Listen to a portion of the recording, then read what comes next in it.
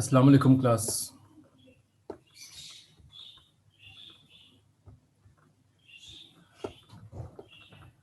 Please थोड़ा wait कीजिए ताकि हमारे बाकी पार्टिसिपेंट्स भी हमें ज्वाइन कर लें।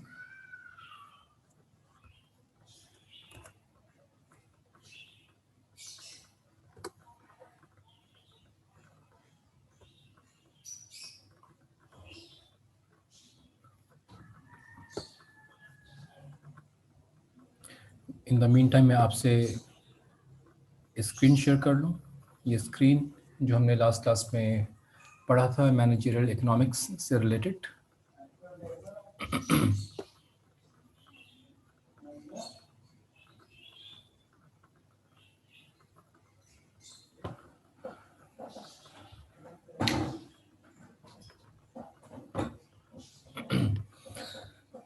जी क्लास,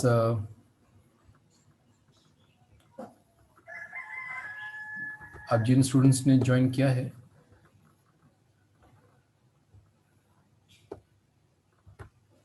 ग्रेट, आप सब ज्वाइन होते चले जा रहे हैं। क्लास, मुझे आप चैट में कोई बता देंगे कि हमने लास्ट क्लास में ये जो आपको स्क्रीन पर फिगर नज़र आ रही है 1.1, आई थिंक हमने इस यहाँ तक कंप्लीट कर लिया था। ये टॉपिक था जो हम लास्ट क्लास में पढ़ रहे थे, ये हमने पढ़ लिया था। आप में से कोई बताएंगे?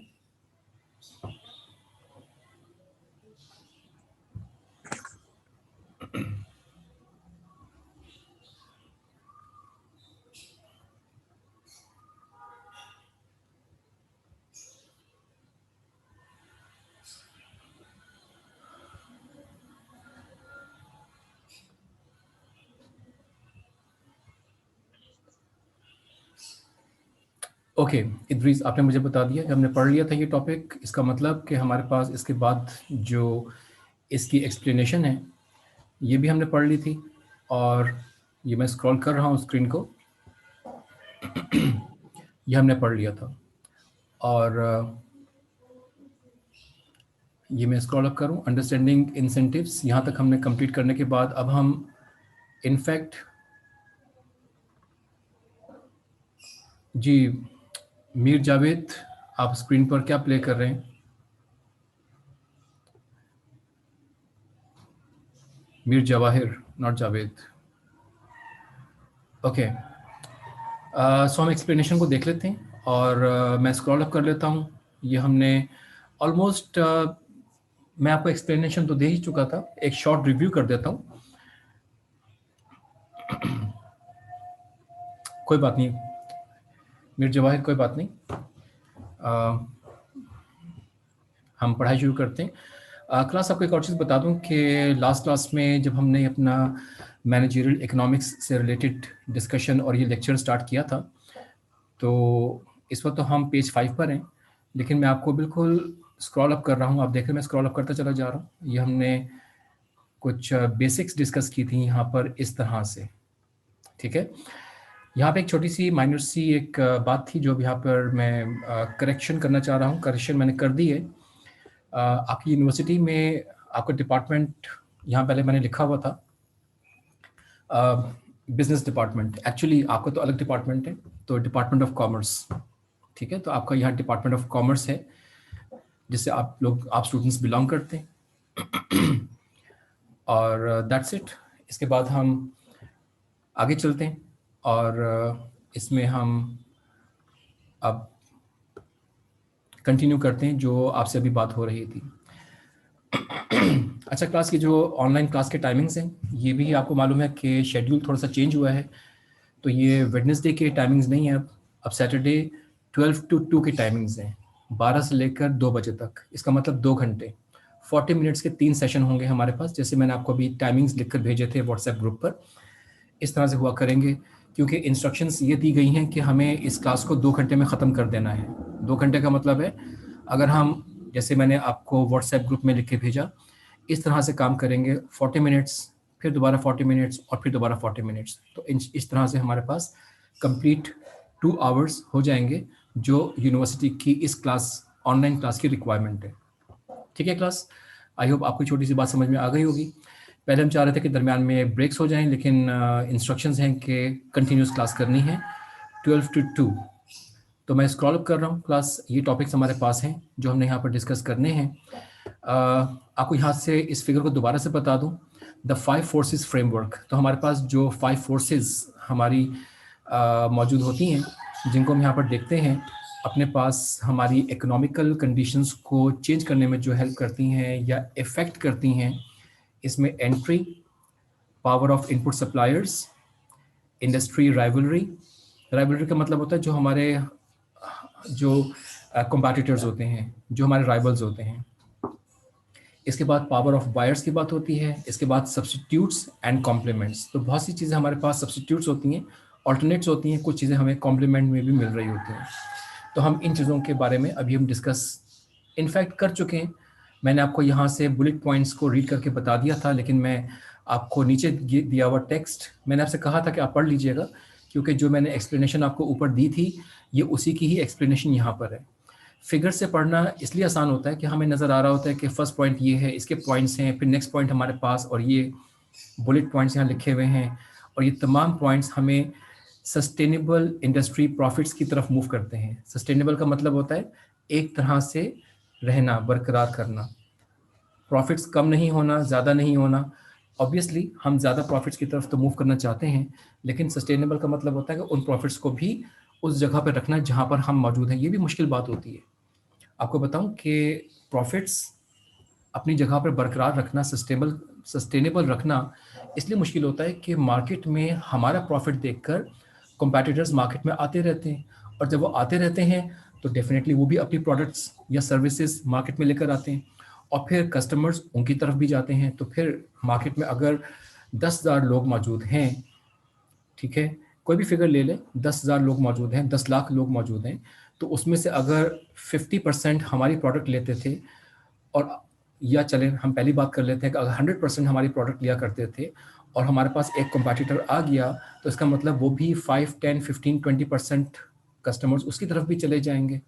तो इसलिए फिर हमारे पास कॉम्पिटिटर्स की बात, राइवलरी की बात इन्वॉल्व हो जाती है।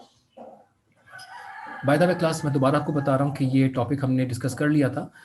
आप अगर नीचे दिए हुए पॉइंट्स वही पॉइंट्स हैं, देखें, entry हाइलाइटन्स competition and reduces the margin of existing firms in a wide variety of industry settings।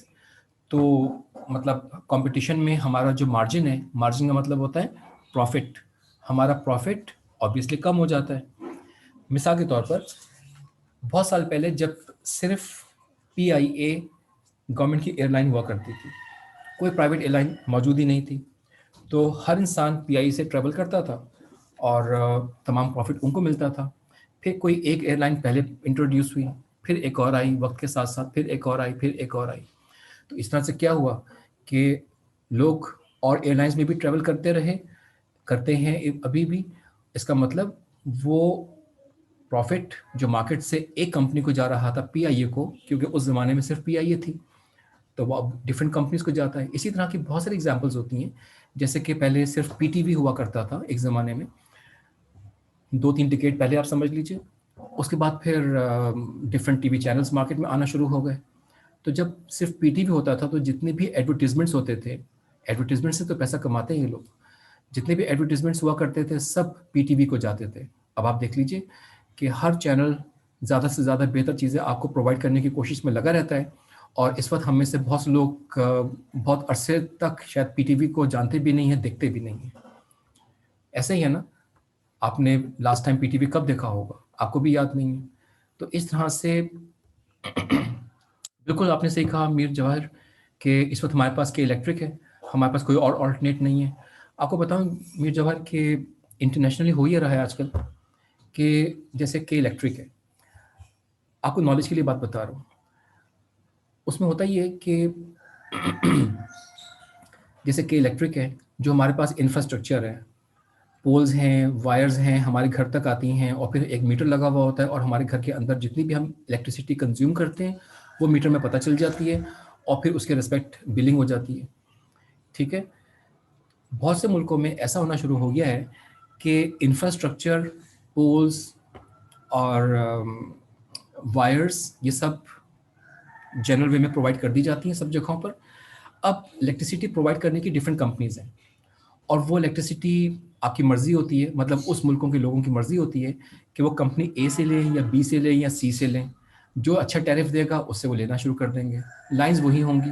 तो इस तरह से अभी कैसे मैनेज होता होगा मैं इस पर डिबेट में नहीं जा रहा, थोड़ी सी टेक्निकल बात है क्योंकि हमारा टॉपिक बहुत डेविएट हो जाएगा, इसलिए मैं उन डिटेल्स की तरफ नहीं जा रहा। लेकिन बहुत सी कंट्रीज़ में ऐसा हो रहा है और कई नए सिस्टम इलेक्ट्रिसिटी में आना शुरू हो चुके हैं। जैसे कि आपने शायद कुछ लोगों ने ये सुना होगा, एक टेक्निक का नाम होता है नेट मीटरिंग। शायद आप में से कुछ को पता हो, नहीं पता तो आप इंटरनेट पे जाकर सर्च कीजिएगा या के इलेक्ट्रिक की साइट पे सर्च कीजिएगा। उसमें शॉर्टली बता दूं, नॉलेज की बात है, छोटी सी बात है इसलिए बता रहा हूँ कि बहुत से लोग अपने घरों में सोलर पैनल्स लगा लेते हैं। अब सोलर पैनल से जितनी भी इलेक्ट्रिसिटी प्रोड्यूस होती है, अगर दिन के वक्त वो उसको इस्तेमाल नहीं कर रहे तो वो हमारे मीटर से बाहर चली जाएगी और के इलेक्ट्रिक डिफरेंट जगहों पर उनको यूज़ करता रहेगा, और शाम को किसी वक्त हमें जब ज़रूरत पड़ेगी तो वो हमारे पास आ जाएगी। तो सुबह को जब हमने इस्तेमाल नहीं किया या हम शहर से बाहर कहीं गए हुए हैं और हमारी बिजली प्रोड्यूस हो रही है, हम इस्तेमाल नहीं कर रहे, तो वो के इलेक्ट्रिक तक चली जाएगी, माइनस हो जाएंगे यूनिट्स, और जब हम उनसे लेंगे तो वो प्लस हो जाएंगे। तो बहुत से दफ़े ऐसा भी होता है कि बहुत से लोग अच्छी बड़ी इन्वेस्टमेंट करते हैं और वो के इलेक्ट्रिक को बिजली पे कर देते हैं और फिर उनसे बाद में बिजली खरीद भी लेते हैं। तो इस तरह से कई दफ़ा वो प्रॉफिट में भी चले जाते हैं। तो ऐसी बातें चल रही हैं, ठीक है। तो इन चीज़ों का आप अगर इंटरनेट पर सर्च करें तो आपको बड़ी इंटरेस्टिंग टेक्नोलॉजीज नज़र आएंगी कि इलेक्ट्रिसिटी के रिस्पेक्ट। इस वक्त हमारा टॉपिक नहीं है, तो कभी और फारिग टाइम होगा तो इसको हम डिस्कस करेंगे, लेकिन अभी हम अपने टॉपिक की तरफ वापस आते हैं। सो क्लास, मैं आपको बता ये रहा था कि इस वक्त इन पॉइंट्स को आप खुद ही डिस्कस कीजिएगा, पढ़ लीजिएगा। प्रॉब्लम हो तो आप मुझसे डिस्कस कर सकते हैं क्योंकि हम ये तमाम पॉइंट्स पढ़ चुके हैं। इनको पढ़ने का मतलब है कि हम इस पॉइंट को दोबारा से पढ़ रहे हैं। ये तमाम पॉइंट्स यहाँ तक मैं आपको बता चुका हूँ, यहाँ तक हमने काम कर लिया था। इसके बाद है, हम डिस्कस करते हैं अंडरस्टैंड इंसेंटिव्स। हमें ये पता होना चाहिए कि हम जो टॉपिक पढ़ रहे हैं वो टॉपिक है क्या चीज़। इसलिए मैं इस पॉइंट सी को पढ़ने से पहले ऊपर जा रहा हूँ, स्क्रॉल अप कर रहा हूँ देखने के लिए कि हमारा मेन टॉपिक था क्या।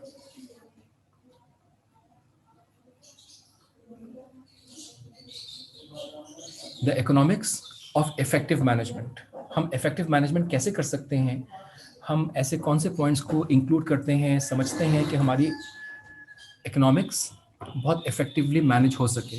मैंने आपसे कहा था ना कि आप ये इमेजिन कीजिएगा कि आप एक इकोनॉमिस्ट हैं और आप एक कंपनी को बेहतर तरीके से प्रॉफिटेबिलिटी की तरफ लेके जाना चाहते हैं। तो सबसे पहले क्या है, आइडेंटिफाई गोल्स एंड कंस्ट्रेंट्स, आप इन चीज़ों को देखते हैं। बी है recognise the nature and importance of profit. Nature क्या है हमारे बिजनेस की, हम उसको किस तरह से समझ पा रहे हैं, और उसकी हम प्रॉफिटेबिलिटी किस तरह से इंक्रीज कर सकते हैं। तो इसमें हमने ये डिफरेंट पॉइंट्स को पढ़ना शुरू किया था और हमारे पास ये 5 फोर्सेस भी आई थी जिनको मैंने आपको बताया कि आप रीड कर लीजिएगा। हम एक्सप्लेनेशन पढ़ चुके हैं। अगर किसी को आप में से समझ में नहीं आए तो आप रिकॉर्डेड लेक्चर्स को दोबारा से इस पोर्शन को सुन सकते हैं, आपको जल्दी समझ में आ जाएगा। तो अब आपको समझ में आएगा कि हम अंडरस्टैंड इंसेंटिव्स की बात क्यों कर रहे हैं। ये हम इकोनॉमिक्स में बेहतर मैनेजमेंट की बात को इंक्लूड करने के लिए कर रहे हैं। अब क्लास हम पढ़ते हैं understand incentives. Profits signal the resources holders when to enter and exit particular industry. आप देखते हैं कि बहुत सारे जो बड़े इन्वेस्टर्स होते हैं, बिजनेसमैन होते हैं, वो बहुत सारी बिजनेस के अंदर एंटर होते हैं और बहुत सी दफ़ा वहाँ से क्विट कर जाते हैं। आपने अभी के इलेक्ट्रिक की बात की थी तो मैं आपको के इलेक्ट्रिक की ही एग्जांपल दे देता हूँ।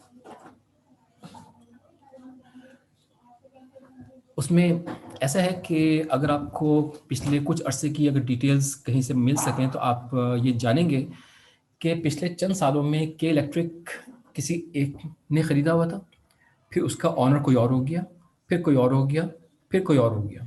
तो इस तरह 3-4 चेंजेस इसके ऑनरशिप में आए हैं पिछले, आप समझ लीजिए कि 10-15 सालों के अंदर। तो ऐसा हुआ क्यों? किसी एक इन्वेस्टर ने सोचा, आपको पता है बहुत बड़ी कंपनीज हैं, करोड़ों की बातें हो रही होती हैं, तो उन्होंने किसी एक ने सोचा, पूरा एनालिसिस किया होगा। अब एनालिसिस बाय द वे किया किसने होगा, दरमियान में हम ये बात भी तो सोच लें, इनके पास बहुत लर्नर्ड एक्सपीरियंस्ड इकोनॉमिस्ट होते हैं फाइनेंशियल एनालिस्ट होते हैं, तो ये सब मिलकर इन सब चीज़ों को एनालाइज करते हैं, इकोनॉमिकली भी और फाइनेंशियली भी। तो उन्होंने ये देखा होगा कि, वैसे आपको एक पर्टिकुलर टाइप की सिचुएशन बता दूं, एक ने ये देखा कि इतने सारे एरियर्स हैं, बहुत से लोग पे नहीं करते हैं, तो ऐसा करते हैं कि मेरी ये पॉलिसी होगी कि ख़रीदने के बाद मैं फ़ौरन गवर्नमेंट को की तरफ से प्रेशराइज करूं और कोर्ट की तरफ से कुछ रूल्स एंड पॉलिसीज़ ऐसी लेकर आ जाऊं कि लोगों पर सख्ती करूं, और लोगों को जो पे नहीं कर रहे, बहुत कई कई लाख के उनके बिल पेंडिंग में हैं, इंडस्ट्रीज़ के, बहुत से घरों के भी, उनको हम प्रेशराइज करें और उनको हम पे करवाएं। तो उन्होंने ऐसा किया। तो उस ज़माने में लोगों पर बहुत ज़्यादा प्रेशर आना शुरू हुआ। उन्होंने बहुत से लोगों को गिरफ्तार भी किया, दिखाने के लिए, डराने के लिए कि भाई हम ऐसा काम कर रहे हैं और हमें जल्दी से हमारे एरियर्स पे करो। और जब उन्होंने एक आध साल में वो सारा काम कर लिया, तो फिर वो कंपनी बेच के फिर चले गए, किसी और को कंपनी दे दी, फिर किसी और उन्होंने कुछ और सोचा होगा। तो इस तरह से बहुत सी बातें चलती रहती हैं। कहने का मतलब इन शॉर्ट ये है कि बहुत सी दफ़ा गवर्नमेंट बहुत सारी सब्सिडीज़, बहुत सारी रिबेट्स, मतलब बहुत सारी रियायतें देती है गवर्नमेंट, कि अगर इस वक्त मिसाल के तौर पर अब इलेक्ट्रिसिटी का टॉपिक चल रहा है तो हम उसी के एग्जांपल और भी ले लेते हैं, या हम कंप्यूटर की एग्जांपल भी ले सकते हैं। अगर गवर्नमेंट ये सोचे कि हमारे पास कोविड-19 की सिचुएशन है, तो बहुत से लोग घर बैठ कर कौन सा बिजनेस ज़्यादा कर सकते हैं? Online business. तो ऐसा करो कि कंप्यूटर्स को बहुत सस्ता कर दो, उनकी एक्सेसरीज को बहुत सस्ता कर दो, सेल फोन्स को भी सस्ता कर दो, उनकी एक्सेसरीज को भी सस्ता कर दो, और फॉर एग्जांपल इलेक्ट्रिसिटी को सस्ता करने के लिए सोलर पैनल्स की इंपोर्ट को बहुत सस्ता कर दो। तो अगर आप इकोनॉमिस्ट होंगे और आपके पास बहुत सारा पैसा है, तो अगर आप इकोनॉमिस्ट हैं और पैसा नहीं है, तो हो सकता है कि इमेजिन करें कि मैं एक इन्वेस्टर हूँ और मेरे पास नॉलेज नहीं है, तो मेरी नॉलेज आपके पास है, तो आप मुझे रिसर्च करके बताएंगे कि अगर इस वक्त हम फॉर एग्जांपल सोलर पैनल्स में इन्वेस्टमेंट कर दें तो हमें अगले 3 सालों में, 5 सालों में बहुत ज़्यादा फायदा हो सकता है। हम जनरेटर्स पर इन्वेस्टमेंट करें या ना करें, सोलर पैनल्स पर इन्वेस्टमेंट करना शुरू कर दें, या कंप्यूटर की परचेजिंग पर, इंपोर्ट पर इन्वेस्टमेंट करना शुरू कर दें, तो ये आपकी तरह के एक्सपर्ट्स होते हैं जो मेरी तरह के इन्वेस्टर्स को बताते हैं, जिनके पास पैसा तो है लेकिन ये नहीं पता कि किस वक्त कौन सा बिजनेस सही टाइम पर शुरू करना या नहीं करना। अब आपको समझ में आ रहा है? Understanding incentives. तो हम, अच्छा, फॉर एग्जांपल मुझे आपकी वजह से काम करते हुए, प्रॉफिट मेकिंग करते हुए 5 साल गुजर गए। अब आपने फिर मुझे बताया कि अब ये बिजनेस जिसमें हम 5 साल पहले एंटर हुए थे, एक अच्छा प्रॉफिट हमने इसमें बना लिया है, लेकिन अब इसमें ज़्यादा प्रॉफिट नज़र नहीं आ रहा, यहाँ से इन्वेस्टमेंट निकालें और एक दूसरे बिजनेस में चले जाएं। तो मैं आपकी बात सुनते हुए, एज एन इकोनॉमिस्ट बात सुनते हुए, इस बिजनेस से पैसे निकालूंगा और दूसरी तरफ चला जाऊंगा। अब मेरे पास साथ साथ लीगल टीम भी होगी। आप मुझे रिसर्च करके बता रहे हैं कि मुझे कब किस बिजनेस में एंटर होना है, कब किस बिजनेस से एग्जिट करना है। अब सारे मामला मैं अपनी लीगल टीम के थ्रू तय करता रहूंगा। तो इस तरह से एक टीम वर्क होता है कि जो काम करता चला जाता है, और इकोनॉमिकल इकोनॉमिस्ट जो होते हैं वो इस तरह से काम करते चले जाते हैं। अब आपको समझ में आया कि ये अंडरस्टैंडिंग इंसेंटिव्स कौन करता है, कैसे करता है। अब डेफिनेटली जब मैं कह रहा हूँ कि आप एज एन इकोनॉमिस्ट मुझे मशवरा देंगे एक इंडस्ट्रियल, एक इन्वेस्टर को, कि कब मुझे एंटर या एग्जिट करना है, तो मैं आप पर डिपेंड करूंगा, और डेफिनेटली इस तरह से फिर आपको उसमें हाई सैलरीज मिलती हैं। बहुत सी दफ़ा तो बहुत सारे इकोनॉमिस्ट प्रॉफिट में शेयरिंग भी कर लेते हैं। वो कहते हैं कि मैं आपको इतना बिजनेस ला के दूंगा, आप मुझे फॉर एग्जांपल 5% प्रॉफिट मुझे भी दें। तो इस तरह से तो बहुत ज़्यादा अर्निंग होती है। और आपको बताऊं कि कोर्स पढ़ना 2 तरह से होता है। पास होने के लिए तो पढ़ते ही हैं सभी लोग कि मार्क्स लेने हैं, ग्रेड बनेगा तो जीपीए बनेगा, तो इस तरह से डिग्री मिल जाएगी। कुछ लोग इसको बहुत समझकर भी पढ़ते हैं। बहुत सारे स्टूडेंट जब समझकर पढ़ते हैं तो फिर वो इस नॉलेज को अपनी प्रैक्टिकल लाइफ में जाकर इस्तेमाल करते हैं, तो इस तरह से बहुत फ़ायदा मिलता है। मैं आगे चलता हूँ, लेकिन मैं पहले ये देख लूँ कि मीर जवाहरी ने यहाँ पर क्या बोला है। क्या चैट में लिखा है? सर कुछ बच्चे मैसेज कर रहे हैं कि रिक्वेस्ट एक्सेप्ट नहीं हो रही है। मैं तो यार कंटिन्यूसली बार बार एक्सेप्ट कर रहा हूँ, सिर्फ 2 है, अनीला और कैसर हैं। तो ये 2 कुछ बच्चे हैं मेरे ख्याल से जिनको आप बच्चे कह रहे हैं यहाँ पर, तो बाहर ये बड़े हो चुके हैं। ठीक है, तो मैंने उनको एक्सेप्ट कर दिया। Okay, thank you very much Mir Jawahar बताने का।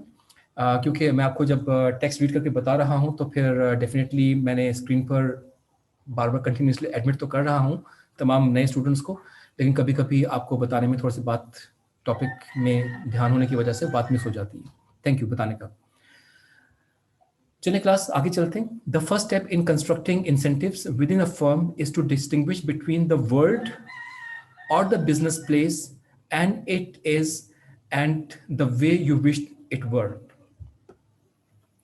ठीक है, तो ये सारी बातें होती हैं कि जिसमें हम अपने बिजनेस को ये देखते हैं कि जाहिर है कि जब आपने मुझे मशवरा दिया अब देखें, एक बात ये भी सोचें कि ये हमेशा ज़रूरी नहीं होता कि आप मुझे मशवरा दें और वो बात मुझे समझ में आ जाए। हो सकता है कि मेरे माइंड में वो बात आ ही नहीं रही हो, समझ ही ना आ रही हो, तो आप एज एन इकोनॉमिस्ट काम किया है कि आप मुझे समझाएंगे इन्वेस्टर को और मैं उसमें इन्वेस्ट करूंगा, तो आपको भी फ़ायदा होगा।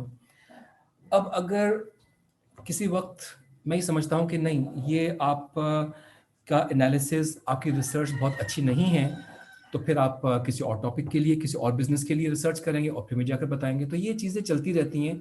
तो इस सेकंड पैरा में सिर्फ आपको ये भी दिखाया जा रहा था कि ये हम डिफरेंट कंपनीज और उनके पर्सपेक्टिव को देखते हैं, समझते हैं। फॉर एग्जांपल मैं कभी ये भी कह सकता हूँ कि मेरा मेरा बिजनेस ऑलरेडी इलेक्ट्रॉनिक्स में है। अगर आप इलेक्ट्रॉनिक्स से रिलेटेड कोई नया बिजनेस लेकर आते हैं तो मैं उसमें काम कर सकता हूँ, किसी और में नहीं करूँगा। या फॉर एग्जांपल मेरा बिजनेस लेट्स से ऑटोमोबाइल्स में है और मैं आपसे कहूँ कि मुझे ऐसी कोई अपॉर्चुनिटी बताइए जो ऑटोमोबाइल से रिलेटेड हो, तो मैं उसमें इन्वेस्ट कर सकता हूँ, किसी और में नहीं करूँगा। या मैं ऐसा बिजनेसमैन हूँ जो किसी भी जगह इन्वेस्ट कर सकता हूँ। तो ये डिपेंड करता है कि बिजनेसमैन किस तरह के हैं और बिजनेस जो ऑफर किया जा रहा है वो कैसा है। तो हम आगे चलते हैं। आई होप आप समझ गए होंगे कि इन चीज़ों को माइंड में रखना बहुत ज़रूरी होता है। इसके बाद क्लास हमारे पास पॉइंट डी है, understand markets. There are two sides of every transaction in a market. ठीक है, for every buyer of a good there is a corresponding seller. तो हर चीज़ खरीदने वाले का एक बेचने वाला मौजूद होता है और बेचने वाले के लिए सेलर भी मौजूद होते हैं। तो मार्केट का तो मतलब ही ये होता है कि बायर्स भी हों और सेलर्स भी हों, तो तभी वहाँ पर काम चल रहा होता है। तो दो साइड्स देखनी होती हैं। कभी हम मार्केट को देखते हैं सेलर पर्सपेक्टिव में और कभी देखते हैं बायर पर्सपेक्टिव में। फॉर एग्जांपल आप जब मार्केटिंग की तरह के सब्जेक्ट्स पढ़ते हैं तो आप कहते हैं कि हमें किस तरह से बेचना है, बेचना है, बेचना है। ठीक है, जब आप कंज्यूमर बिहेवियर की तरह के सब्जेक्ट्स पढ़ते हैं तो कंज्यूमर का बिहेवियर क्या होगा, उसको हम कैसे बेच सकते हैं, आप इन चीज़ों को भी देखते हैं। बहुत सी दफ़ा जब आप ऐसे सब्जेक्ट्स जैसे कि प्रोक्योरमेंट होता है, परचेजिंग, आप तो यहाँ पर नहीं पढ़ते, लेकिन आमतौर पर सप्लाई चेन मैनेजमेंट के लोग अपने इलेक्टिव कोर्सेज में पढ़ते हैं, तो उसमें वो देखते हैं कि हमें किन मार्केट्स में किस तरह के प्रोडक्ट्स अवेलेबल हैं और उनको ख़रीदना कैसे है।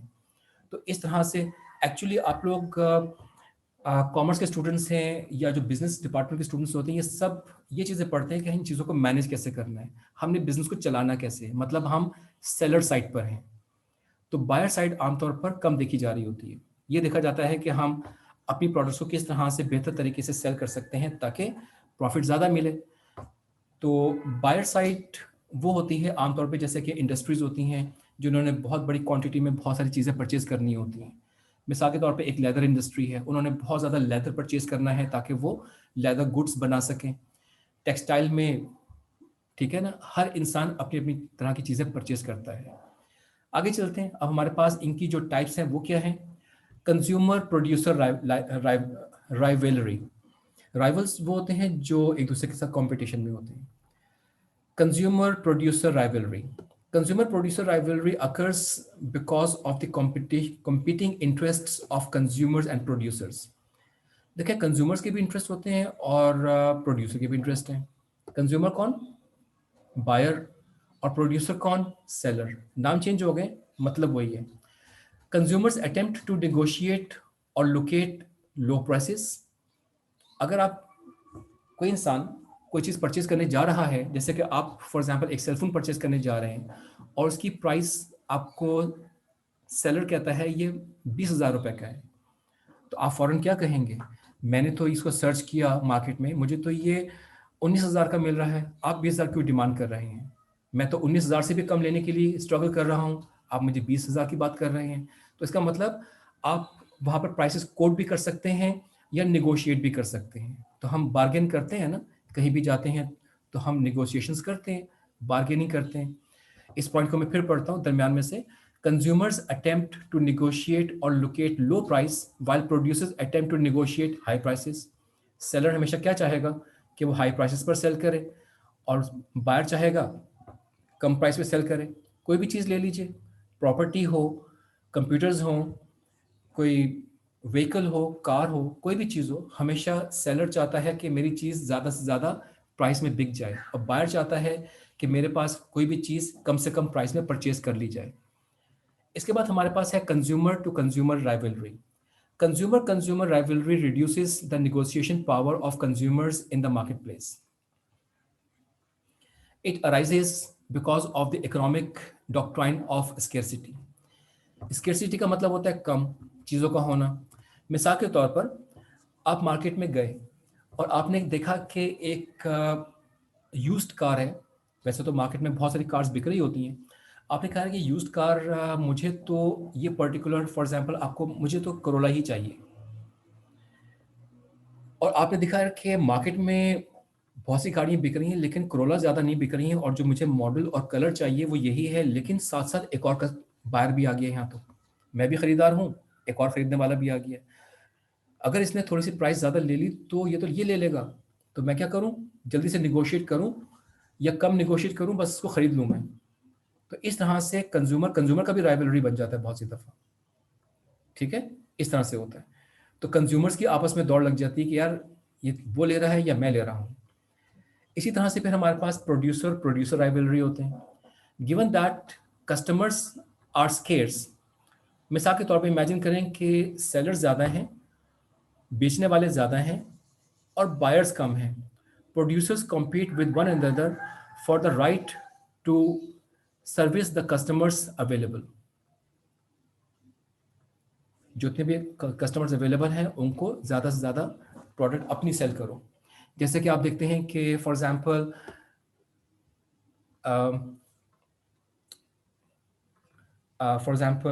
आपकी कोल्ड ड्रिंक्स हैं, कोक एडवर्टीजमेंट करता रहता है और पेप्सी भी एडवर्टीजमेंट करते रहते हैं। फिर आपके पास ईस्टर्न ड्रिंक्स हैं, रेड कलर की ड्रिंक्स जो होती हैं, जाम शीरीन या नौरस या रूह अफ़ज़ा, ये भी आपस में कंपटीशन करते रहते हैं।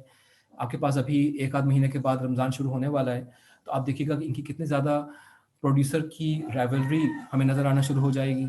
एक से बढ़कर एक अपने एडवर्टीजमेंट्स दिखा रहे होते हैं ताकि मेरी प्रोडक्ट खरीद लो, दूसरे की मत खरीदो। तो इस तरह से चाहते हैं कि ज़्यादा से ज़्यादा उनकी प्रोडक्ट बिके। पॉइंट 4 है government and the market. When agents on either side of the market find themselves disadvantaged in the market process, they frequently attempt to induce government to intervene on their behalf। देखिए, बहुत सी दफ़ा market में जैसे भी ऊपर बात हुई थी कि हमारे पास कस्टमर्स भी होते हैं और प्रोड्यूसर्स भी होते हैं।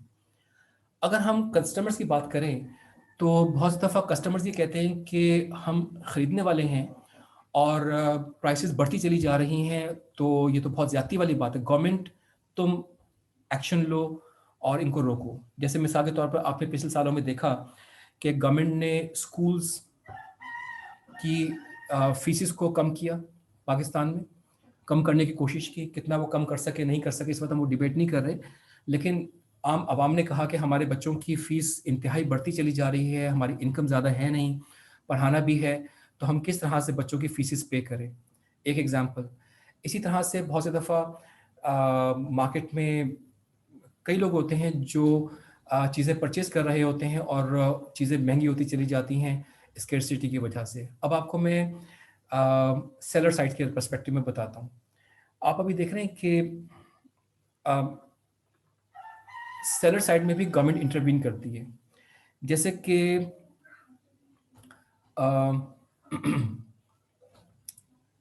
आप देख रहे हैं कि आजकल इंडिया में सिख कम्युनिटी जो ज़्यादातर फार्मर्स होते हैं उनके बारे में क्या हो रहा है।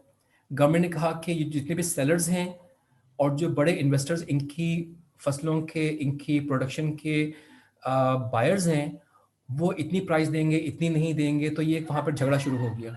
तो वो गवर्नमेंट से फैसला करवाने के लिए बात की गई, तो गवर्नमेंट ने बायर्स का साथ देना शुरू कर दिया। तो इसलिए वहाँ पर सिख कम्युनिटी जो कि ज़्यादातर फार्मर्स हैं, उन्होंने शोर मचाना शुरू कर दिया और जल्द से जुलूस निकालना शुरू कर दिया कि हम तो इतनी मेहनत कर रहे हैं और ये जो बायर्स हैं हमें हमसे कम कीमत पर हमारी प्रोडक्ट्स परचेज कर रहे हैं, जिसमें हमारा गुजारा नहीं हो सकता है।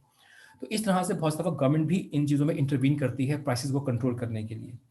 बहुत सी दफ़ा उस तरह की प्राइसेस मार्केट में लेकर आ जाते हैं। मिसाल के तौर पर पिछले सालों में पाकिस्तान के अंदर जो गाड़ियाँ मैन्युफैक्चर हो रही हैं, उनकी प्राइसेस काफ़ी बढ़ना शुरू हो गई।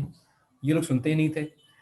तो गवर्नमेंट ने कहा कि ठीक है, हमारी गरीब मुल्क है, गरीब आवाम है और ये लोग तो सुनते ही नहीं हैं, अपनी प्राइसेस किसी न किसी बहाने से बढ़ाते रहते हैं और बढ़ाई चले जा रहे हैं। तो हम ऐसा क्यों ना करें कि रिकंडीशन कार्स जो 3 साल पुरानी आपने देखा कि जापान से और बहुत से और कंट्रीज से आ रही हैं, तो उनको क्यों ना बढ़ा दिया जाए।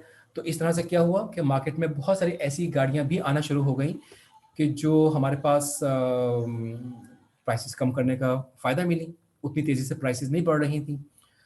क्लास मैं आपको आज व्हाट्सएप ग्रुप में बता चुका हूँ कि हमारी क्लास आज जो होगी उसके 40 मिनट्स के 3 सेशन होंगे और एक के बाद एक होते रहेंगे। अभी हमारे पास 30 मिनट्स हो गए, तो हमारी बात 10 मिनट के बाद अचानक जब डिसकंटिन्यू होगी, तो उस वक्त फिर आप परेशान मत होइएगा और फिर दोबारा से आपको इसी तरह से कनेक्ट होना होगा। जी, हामिद आपने कहा है कि इज़ाम शाह को प्रॉब्लम है जॉइन करने में।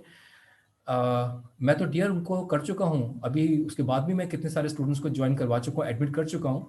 अब उनके अगर इंटरनेट में कोई इशू है, क्योंकि आप भी तो जॉइन हुए हैं ना, कितने सारे स्टूडेंट्स यहाँ पे जॉइन हुए हैं और इज़ाम शाह तो इस वक्त मौजूद हैं, ठीक है।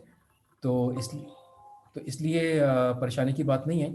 मैं बार बार इनको कर रहा हूँ इन लोगों को, और मैंने आपको पहले भी बताया था। और आप क्लास प्लीज़ देखते रहा करें कि आपका को कहा है कि आप अपने कैमरास और माइक ऑफ रखा करें। Izam Shah, there is no need to raise hand. आप कोई बात कहनी हो तो आप चैट में भी कह सकते हैं। बहरहाल हम कंटिन्यू करते हैं।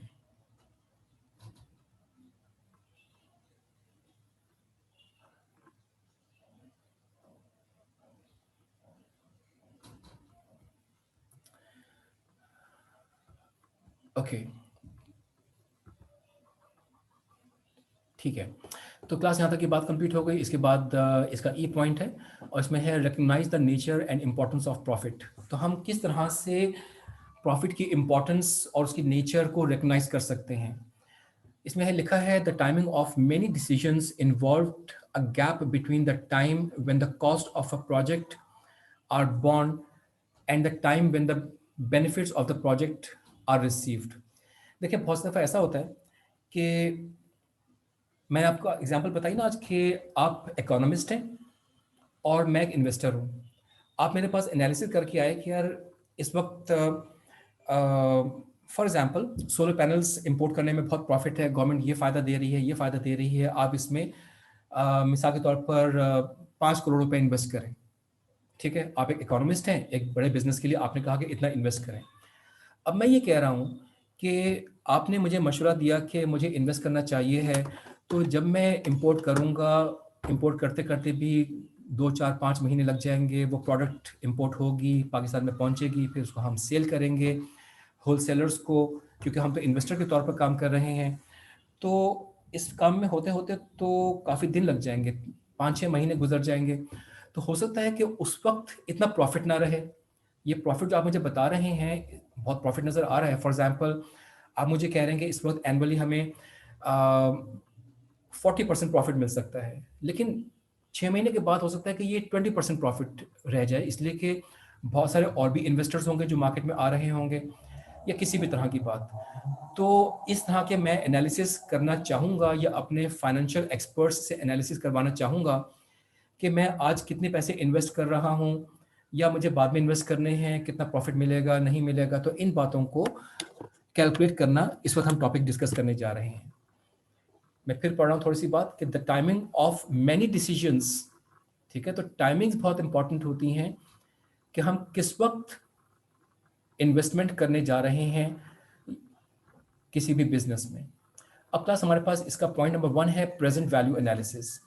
आपने बेसिक मैथ्स पढ़ा होगा, जिसको मैथ्स 1 भी कहा जाता है, बेसिक मैथ्स भी कहा जाता है, कभी कभी कुछ और भी नाम दिया जाता है, बिजनेस मैथ्स भी कह दिया जाता है।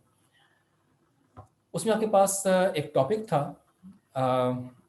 जिसमें जैसे अगर आपने बडनिक की वो जो एक मोटी सी बुक थी, बडनिक मैथ्स की बुक अगर पढ़ी हो, मुझे नहीं पता कि आप लोगों ने कौन सी मैथ्स की बुक पढ़ी है, लेकिन उसमें एक चैप्टर होता है, चैप्टर 8, उसका नाम होता है मैथमेटिक्स फॉर फाइनेंस। तो उसमें कई तरह की बातें होती हैं, जैसे कि प्रेजेंट वैल्यू, फ्यूचर वैल्यू, या उसमें एन्युटीज़ की बात की जा रही होती है। तो ऐसी बहुत सारी कैलकुलेशंस की जाती है। अगर आपने नहीं भी की तो कोई हर्ज की बात नहीं, हम यहाँ पर कुछ लर्न करेंगे कि ये बातें क्या होती हैं।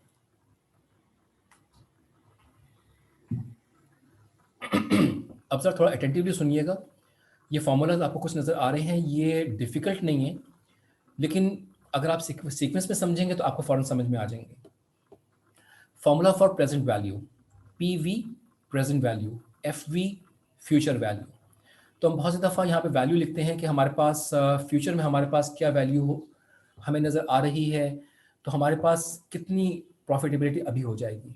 जैसे मैं आपको बता रहा था कि अगर हम ये समझते हैं कि हमें फॉर एग्ज़ाम्पल इंटरेस्ट रेट एक पर्टिकुलर है, एक एन हमारे पास टाइम ड्यूरेशन होगा, और हमारे पास हम फ्यूचर में चाहते हैं कि मेरे पास 10 लाख रुपए आ जाएं, तो मुझे आज उस इंटरेस्ट रेट के रिस्पेक्ट कितना इन्वेस्ट करना चाहिए? 5 लाख इन्वेस्ट करना चाहिए, 8 लाख इन्वेस्ट करना चाहिए, 9 लाख इन्वेस्ट करना चाहिए? तो उस टाइम ड्यूरेशन में और इंटरेस्ट रेट के रिस्पेक्ट मुझे कितना इन्वेस्ट करना चाहिए? तो हम यहाँ पर फ्यूचर वैल्यू को इनपुट करते हैं, इंटरेस्ट रेट इनपुट करते हैं। जब हम न्यूमेरिकल्स करेंगे, आसान सी बातें, 3-4 वैल्यूज पुट करेंगे, प्लस माइनस करेंगे, डिवाइड करेंगे, हमें आंसर मिल जाएगा। ठीक है। अब ये जो भी फॉर्मूला आपको नजर आ रहा है, future value divided by 1 plus I, interest rate power N, time duration. ठीक है। अब अगर हम फ्यूचर वैल्यू को एक स्ट्रीम में बात करना शुरू करें कि हमारे पास फ्यूचर वैल्यू, हमारे पास फ्यूचर में ये वैल्यू हमें किस तरह से मिलती चली जा सकती है, डिफरेंट वैल्यूज़, हर महीने हर साल हमें कितनी अमाउंट मिलती रहेगी, उसके लिए हम आज कितना इन्वेस्ट करें, तो इसे हम कहते हैं स्ट्रीम। तो इसके लिए फिर हमारे पास ये समीशन का टाइम सिंबल आ जाता है। फॉर्मूला वही है, एफ वी मतलब फ्यूचर वैल्यू, टाइम के रिस्पेक्ट बात की जा रही है, और time is equal to 1 to power n, मतलब ये मंथ्स, ईयर्स, कुछ भी हो सकता है। हम ये भी बात कर सकते हैं कि हमें 15 या 20 मंथ्स में क्या कुछ मिल रहा है, या हम ये भी बात कर सकते हैं कि हमें 3 सालों में, 5 सालों में, 10 सालों में कितना प्रॉफिट मिल सकता है। तो हम प्रेजेंट वैल्यू की बात कर सकते हैं, हमें ये अमाउंट मिलेगी, प्रेजेंट वैल्यू आज हम कितनी इन्वेस्ट करें। तो ये हमारे पास आप कह लीजिए सिंगुलर है, ये प्लूरल है। अब अगर हम ये देखना चाहें कि हमारे पास अगर डिफरेंट इन्वेस्टमेंट हमें मिल रही हैं फ्यूचर में, तो हमें इस वक्त मुकम्मल कितनी अमाउंट इस वक्त पे करनी है, इसे कहते हैं net present value. Present value तो थी, लेकिन जब वो ग्रुप्स में बात होना शुरू हो जाए तो फिर हम कहते हैं नेट प्रेजेंट वैल्यू क्या होगी।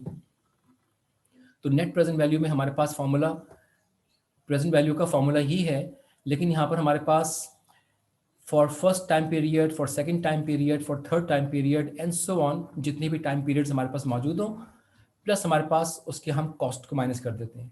एक हम न्यूमेरिकल देखते हैं, आपको ये बात यहाँ तक समझ में आएगी, क्योंकि मैंने यहाँ पर लिख दिया है डेमोन्स्ट्रेशन प्रॉब्लम 1-1, इसको अटेम्प्ट करना है, मतलब इसको हम अब देखने जा रहे हैं। तो क्लास में यहाँ से आपसे इस वक्त इस फाइल को स्टॉप शेयरिंग कर रहा हूँ, और मैं आपसे इस वक्त शेयर करने जा रहा हूँ आपकी बुक, जिसमें हमारे पास ये हमारे पास तो वही आ गया। Just a minute. Okay okay, मैं शेयर करता हूँ, 1 मिनट आप रुकिएगा। वैसे हमारा बाय द वे टाइम ख़त्म हो रहा है, और ये अभी बस ऑटोमेटिकली डिसकंटिन्यू कनेक्ट हो जाएगा, और फिर हम उसके बाद कनेक्ट होंगे दोबारा से।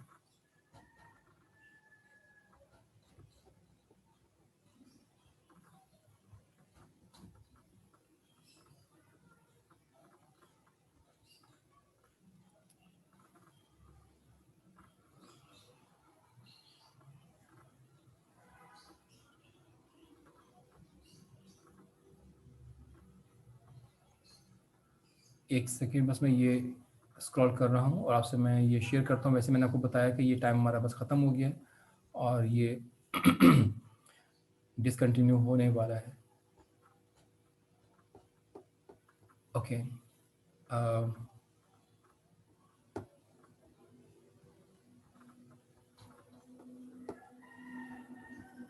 तो ये क्लास मैंने आपसे शेयर कर दिया, लेकिन टाइम हमारे पास ख़त्म हो रहा है। ये हमारे पास डेमोन्स्ट्रेशन प्रॉब्लम 1-1 है और हम यहाँ पर इसको पढ़ते हैं और ये जब डिसकंटिन्यू हो जाएगा तो आप दोबारा से ज्वाइन कीजिएगा और फिर हम इसको कंप्लीट करेंगे।